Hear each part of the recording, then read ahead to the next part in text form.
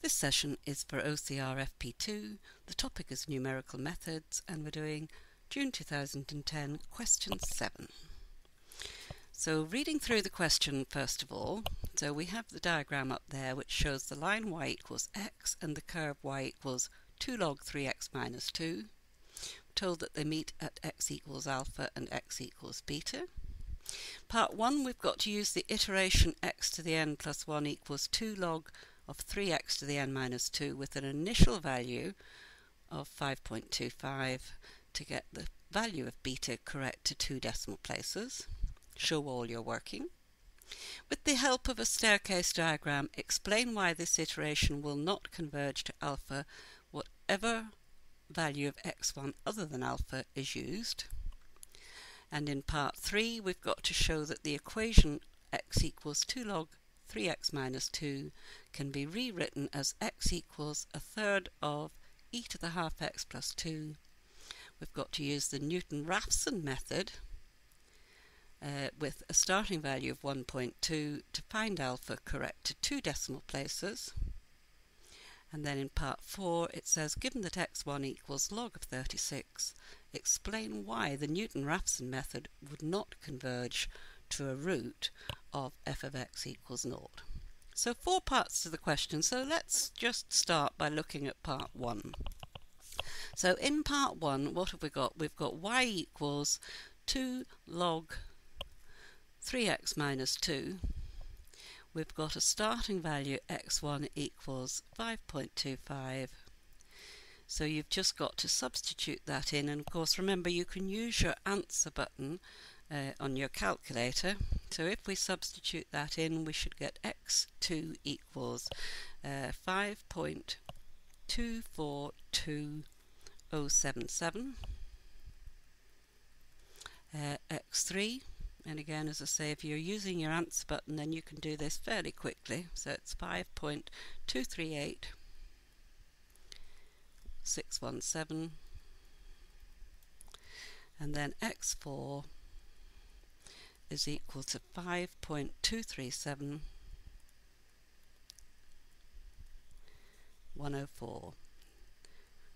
Now we're asked to give the value correct to 2 decimal places, so by this stage we should be able to see that 5.24 is our answer to 2 decimal places. So you got 1 mark for a minimum of 3 terms. So you got a mark, so you need a minimum of 3 terms, and then you got another mark just for rounding it off to 5.24. So 2 marks for that question. If we look at this diagram, I've started to draw a staircase diagram in.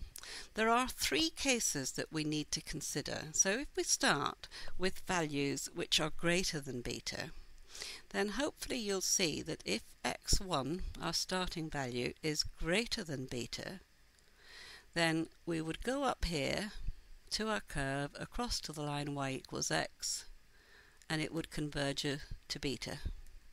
So that converges to beta. So that certainly will not converge to alpha. If we take a value in here, in between, so let's just say our value x1 is between alpha and beta, then you can see again, if we take any value and draw it up to our curve across to y equals x, up to the curve across, then again that is also converging to beta.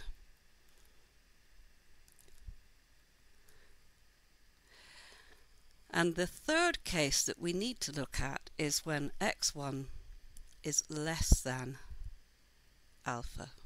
And then you hopefully will see that in fact it's just going to diverge. So we're not going to get, it's not going to be defined. So there were 3 marks for that. So there was a B mark for just showing a bit of a staircase diagram. That was the first one. And then there were a B1 for one of these three cases. So if you consider this, we've got sort of three cases here. When x1 is less than alpha, when it's between alpha and beta, and when it's greater than beta. So you've got a B1 mark for showing one of those, and then another B1 mark for showing all three, or describing all three. So that's part 2. If we move on to part 3, then in part 3 we've got to show that this equation, x equals 2 log 3x minus 2, can be written in this form. So let's just have a look at that. So we have x equals 2 log of 3x minus 2. So we'll divide both sides by 2. So x over 2 equals log of 3x minus 2. And then taking exponentials of both sides, e to the x over 2 equals 3x minus 2. And it's just a matter of now just rearranging that. And we get x equals a third of e to the power of x over 2 plus 2. So we've been able to show that. It says use the Newton-Raphson method with a starting value of 1.2. So if we do that over here, so I'll just draw a line down and we'll start over on this right hand side. So we know that f of x is equal to a third of e to the x over 2, or half x, plus 2 minus x. So that's the formula that we're asked to use. So for Newton-Raphson we'll need the derivative. So if we substitute that in, we get, differentiating, we'll get a sixth of e to the half x minus 1. And that means that our Newton-Raphson, x to the n plus 1, is going to be x to the n minus f of x to the n over the derivative of f of x to the n. So don't forget that you again can use your answer button here on your calculator, but if we substitute in a starting value of 1.2, then substituting that, then x2 will be equal to 1.2 minus, and now you do need to be sort of careful with all your brackets here, especially when you're using your calculator, so it'll be e to the 0.6 plus 2 minus 1.2 all over e to the, 1/6 of e to the 0.6 minus 1. And if you work that out carefully for the first value, substituting it in, you will get 1.30633.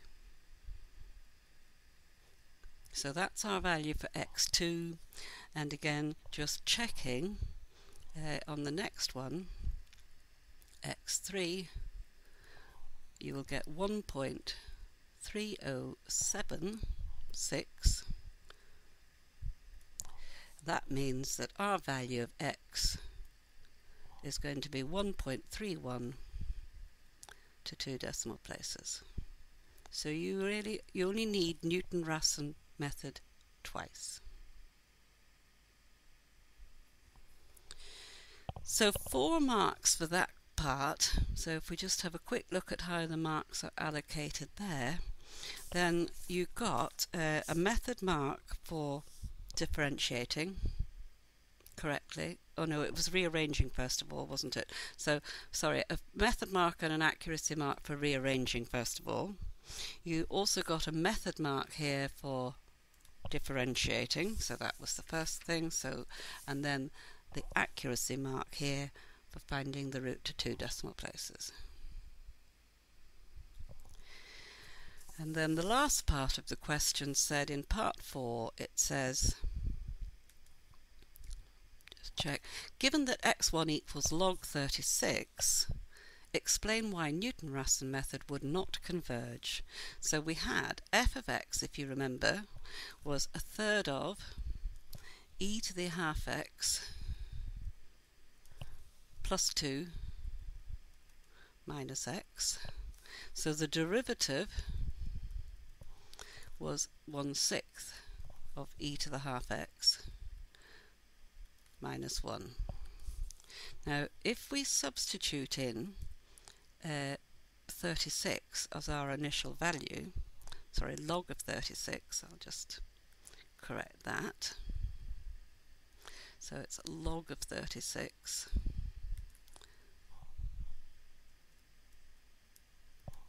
then we would end up with 1/6 of e to the log, a half of log of 36, so that's like log of root 36, so that's log 6 minus 1, which is 1/6. E to the log 6 is just 6, so you end up with 1/6 of 6 minus 1, which is 0.